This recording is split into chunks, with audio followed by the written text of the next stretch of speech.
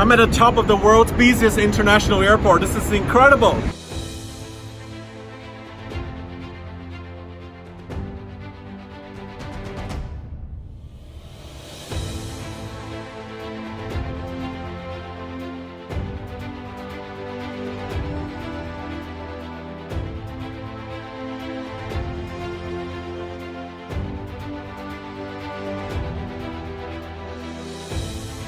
This has been my 7 years of dream in the UAE to visit the top of Dubai International Airport at the Air Traffic Control Tower. This is Dubai International Airport, moves the most Airbus 380s, Boeing 777s and the heavy aircraft from here. My job for the last 18 years, and believe me, I still crave for more actually. And this is my team over here that I'm proud of it. I work with them every day and I'm proud with the work that they do on a daily basis. Mr. Ibrahim Ali, thanks for inviting me to the tower. It's incredible looking all this movement here. Like we can see 4 A380s now in lineup, 777. You had about 20-30 heavies currently on the runway area moving. Tell me about how Dubai started and tell me more about Dubai Air Navigation Services. Well, first of all, Sam, thank you for being here in Dubai Tower. We're here, we're providing the service since from 1960s, and we've been independent as an independent air navigation service provider from 2007. You were an air traffic controller for over 15 years. So tell me about what changes you saw through. For 26 years service in the aviation. Of course, the business was not in this size previously. We're growing year after year. Today in Dubai International, as you can see, we handle more than around 1,200, 1,300 movements a day. Our vision is to transform the sky. Our mission is to provide safe and efficient air traffic services. I want to know, what's your secret of running this business? Air traffic control business. Well, the secret in aviation, the entire aviation in Dubai is the leadership. Under leadership of Sheikh Ahmed bin Saeed, we have clear vision and clear mission, and we have the right support to provide the right services for our customer. We have the best equipment, we have the right procedure, and we have the best people to provide and deliver this service to our client. My name is Thani. I'm the head of air traffic control services at Dubai International Airport. I work for Dubai Air Navigation Services. We have 6 working positions, controller setting. We have for each runway we have a dictated controller, and we have 2 ground movement controllers, and we have a planner position, and we have a duty manager that's always 24/7 looking at the team. This is the active control room, so we better keep our volume low and stay quiet as controllers in working very important business here.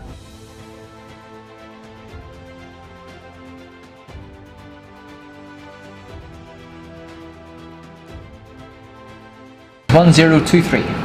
Remember, it's 380 on a 3-mile final, cross runway 12 left behind. JW's 542, taxi holding point November 2, hold short runway 12 left. There's 242 after beginning. There's 242, hold November Delta. Firm after crossing, turn right onto Mike, hold at Mike Bravo. Sky Dubai 3, Charlie Kilo, good afternoon, hold at Lima 3 Alpha, call you back. Verge 1360 degrees at 7, runway 30 right, clear for takeoff. Sky Dubai 305, ready for departure, confirm. Sky Dubai 305, via November 9, line up and wait, runway 30 right. My name is Hassan Shaheen, I'm a duty manager. I'm taking care about this watch is an e-watch, looking after the safety and operation at e-watch. This afternoon we are operationally on 3-0 configuration. We're using 3-0 left and 3-0 right, and the weather is visibility looking good at the moment, so we're running under normal operation. My name is Simon. I'm doing ground 1, we call it. I'm doing concourse A, B and C here at Dubai, and we've split it up into 2 positions. And Jacob over here is doing ground 2. He's doing the northern concourse, which is a lot of fly to by, some of the cargo. And he's also doing concourse Delta out to the west. Hi, my name is Marcus, and this hour here I'm in charge of clearance delivery. Basically on the left side here we have all aircraft which are pending, all flight numbers which are pending in the next hour. Then once the passenger boarding the aircraft, the pilot will make his initial call to me here. I will issue the generic ATC clearance to his destination, which includes also the transponder code and the departure route. So the pilots can either request the clearance by voice, or he can request the clearance by electronic means, where we then submit the clearance electronically through his ACARs in the cockpit directly. And then he will only talk to me once he's ready. Right, that runway 3 is right, grid up on Foxtrot, 4,000 feet, squawk 0535, information is uniform. What does this mean? This is like, You know, the instrument landing system, this is for the north runway and this is for the south runway. Right. And this is direction. When it's landing, this direction is give you 1 to left, and the other direction, the right runway.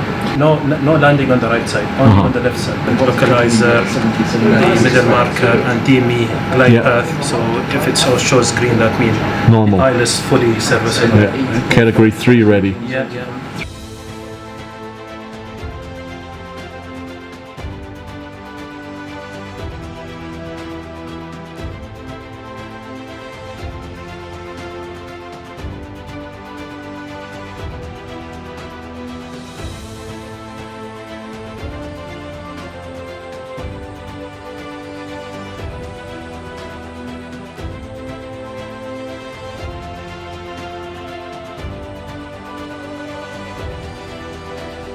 Hi, good morning. My name is Omran Ahli. I'm head of ATC Al Maktoum International, Dubai World Central. Follow me, I'm going to take you to the level 24 operation room. Oh, this is exciting, going up to the top of Dubai World Central Airport. I'm looking forward to see what the view's like. This is the operation room. We have 2 positions. Position 1 is aerodrome control, which he controls the runway and a bit of the airspace above. And the other position over there, we have the ground movement control. Echo Macton Town, roger. Across the runway, join on a left downwind for runway 12. Thank you, 7 Romeo Alpha Kilo, roger. Via Victor 1, line up and wait, runway 12. Via Victor 1, line up and wait, runway 12. Welcome to 1 level below the operation room. This room basically is used for our air traffic controllers when they have a break, so just to have a rest facility before they come and take over again in the tower. I would like to give you a brief of the expansions of Al Maktoum International Airport, Dubai World Central. Currently we're using single runway, and the future plan we will have 5 runways to that direction. So moving on from the 5 runways, I would like to show you the location of the airshow, where all the statics and display aircrafts will be parking over there. Then I would like to show you the business jet, the VIP, the terminal, that's what it's called. This is the passenger terminal down here, and it's been expanded to cope with a bigger number of passengers per year. And on the other side of the airfield, it's basically the international cargo. If you see the Emirates cargo, the Emirates Flying Training Academy is established over there as well. My name is Abdullah Al-Arimi, head of Dubai Approach Control Room. I will take you now to inside the Dubai Approach Control Room. Welcome.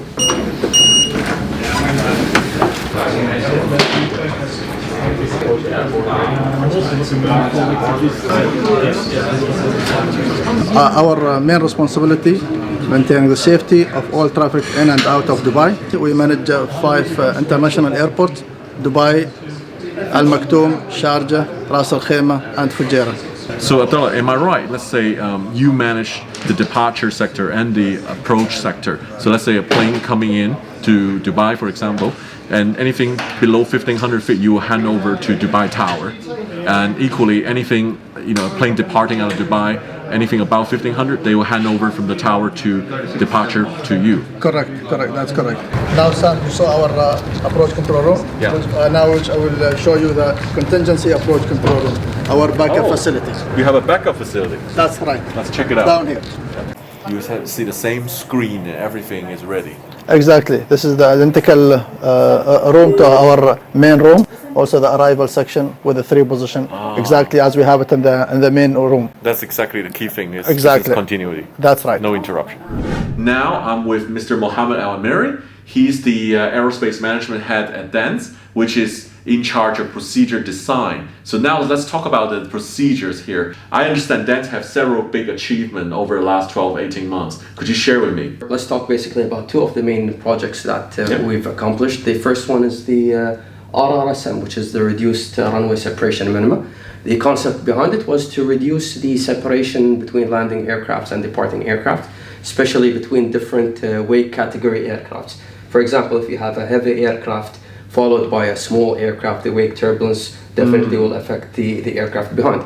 So this is one of the projects that Dan took the initiative to implement in UAE, and it helped a lot in reduction of the separation between aircraft. The second achievement is the approach peak offload.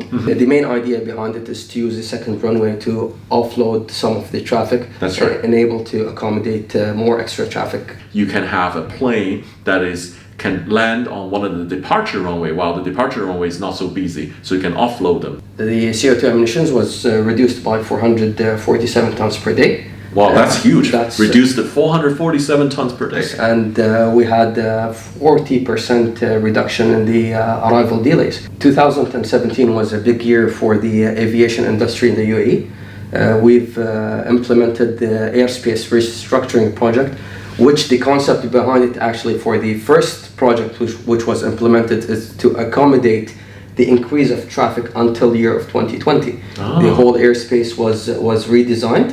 That's not a small project to design the whole airspace. We're talking about major airports plus the whole FIR.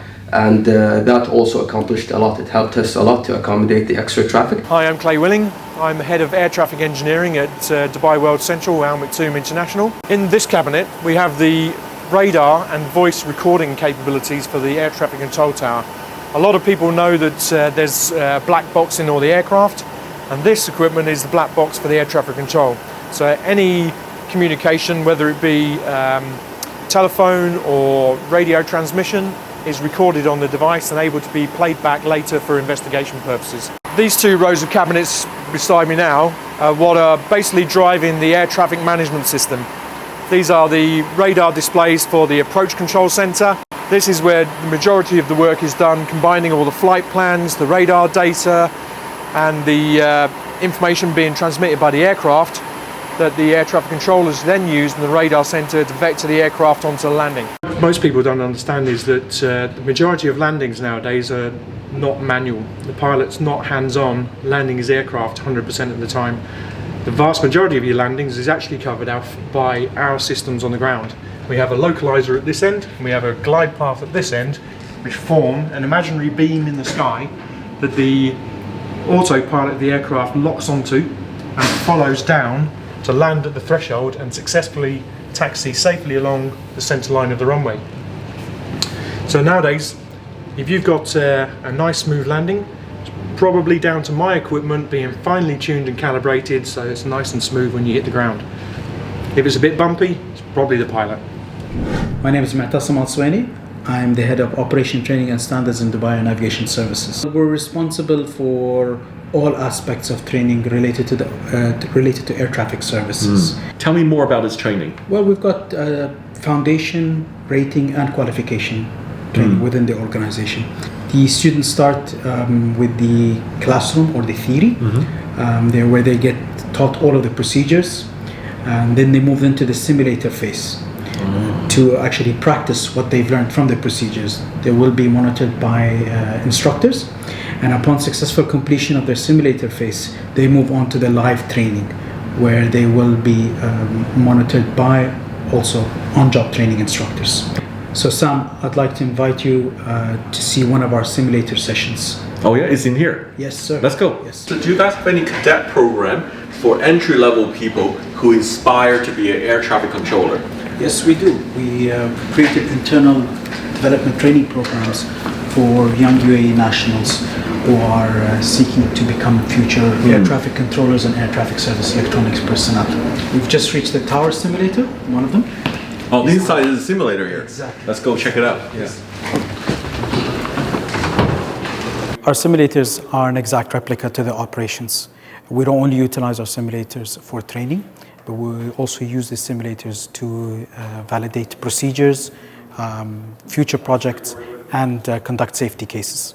Hello, my name is Paul Kirk. I'm a Dubai Tower training specialist. We used the Tower Simulator, which is the largest 360-degree simulator in the world, for a great deal of our training. Live training of new controllers before they go into the tower.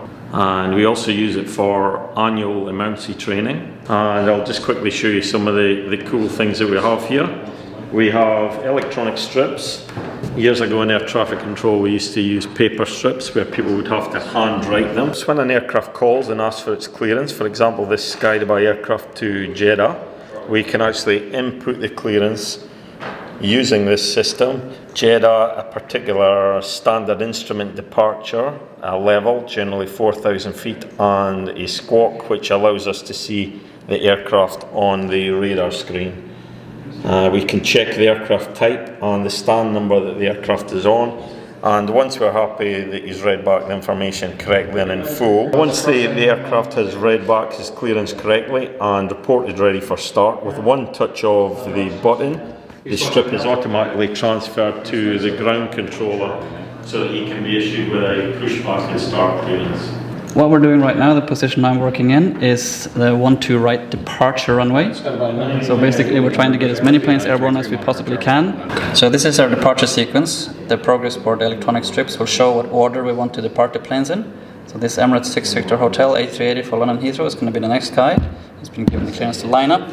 As we can see him out the window, he's lining up for 6 Victor Hotel 015, runway 2 right 50. 6 Victor Hotel is 380, it's just airborne. You can see him on the departure radar. That's the target showing up. You can see the altitude. Yeah, it's 600 feet right now. 600 feet climbing, and the G is the ground speed of 168 knots, increasing. So the next thing to do now, once this 380 is airborne, I don't need to talk to him anymore. I can transfer him to the departure radar. That will bring him further on. We have a 6 Victor Hotel, contact departure 121.025. Emirates 15, clear for takeoff. Runway 12 right. This is amazing. This is the tower simulator in dance. A gift and surprise from the Dubai Air Navigation Simulator at Dubai. Oh my god, Dubai snowing. This is amazing.